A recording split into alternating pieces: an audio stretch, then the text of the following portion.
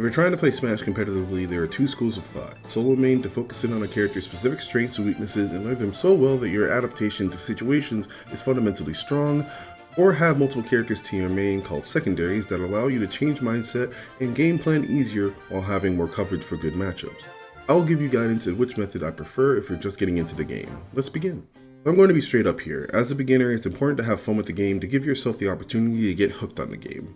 With 80 different characters in Smash Ultimate, you have to find yourself, find the playstyle you enjoy, and the character that brings that out, while also finding what weaknesses you can handle.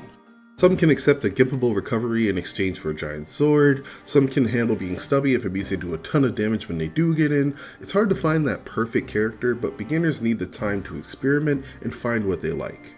If you enter tournaments, it's going to be hard to juggle a ton of characters, so while searching, ask yourself this: are they fun? When are they fun? When are they not fun? And can I handle the moments where they aren't fun just because they're interesting?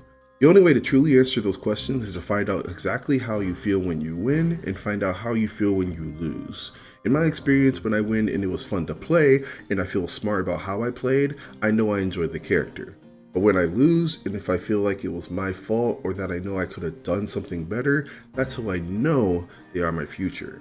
Now, it's easy to just say, pick a character and stick with it for the fastest improvement, and while I would generally agree if you only play the game sometimes, don't make things hard on yourself by forcing yourself to do what you're supposed to do.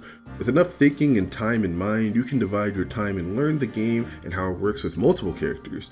I would suggest only sticking to two of them. Most matchups can be covered by two top tiers, or if you're picking up a secondary, it's usually to cover like 3 or 4 matchups.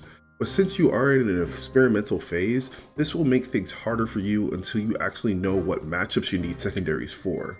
Especially if you decide to main a good character, because chances are they have answers to whatever problem you might be having. Just not a fun way to solve them. The only way you'll maintain your motivation for this game is fun, so keep that in the forefront of your mind.